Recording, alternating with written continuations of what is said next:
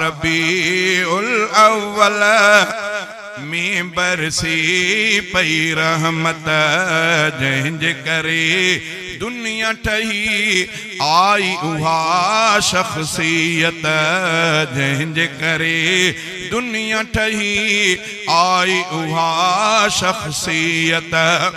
जंहिंज करे दुनिया ठही आई उहा शख्सियत आमद थी अरबी जी आमद थी अरबी जी आमद थी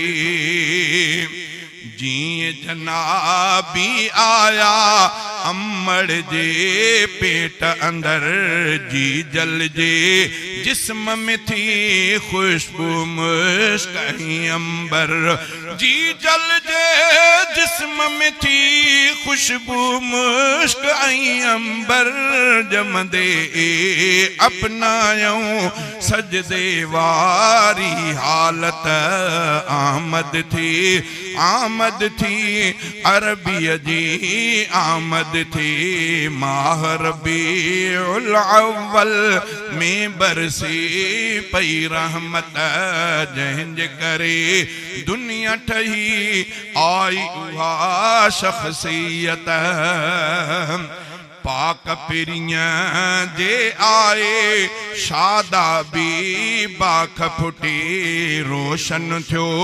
जग सारो ज़ुल्मत जी रात खुटी रोशन थियो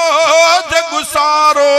ज़ुल्मत जी रात खुटी तेज उमाड़न सां थी शैतानन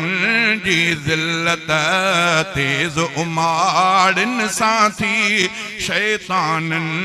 जी ज़िल्लत आमद थी अरबी जी आमद थी आमना अम्मड़ जे घर जे प्याचन बार ॾिसण आमना अम्मड़ जे घर जे प्याचन बार ॾिसण वाह जो ही आ सोहणो सभई लॻा ईअं चवण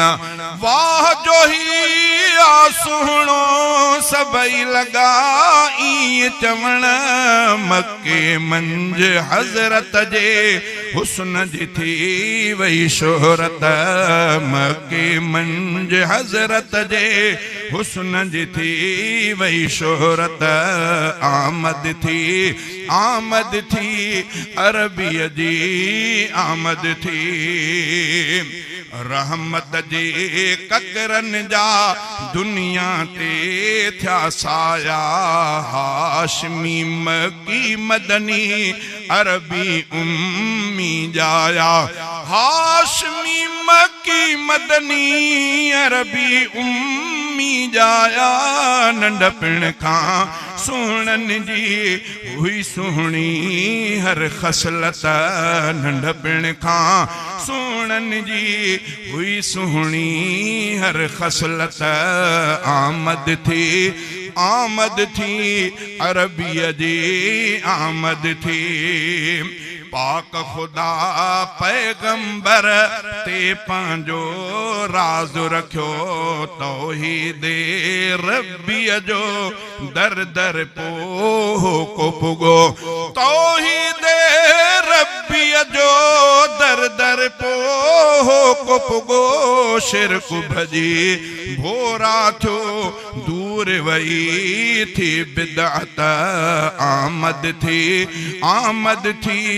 अरबी जी आमद थी फैज़ फज़ल वारे जो जॾहिं दुनिया में थियो ज़ुहूर फैज़ फज़ल वारे जो जॾहिं दुनिया में थियो ज़ुहूर सैफुल्लाह हाल जवी जग सारो थियो पुरनूर सैफुल्लाह जवी जगुसारो छो पुर नूर पाण सगो रा अफजल आला संदन जी उम्मत पाण सगो रा अफजल आला संदन जी उम्मत आमद थी अरबीय जी आमद थी अरबीय जी आमद थी।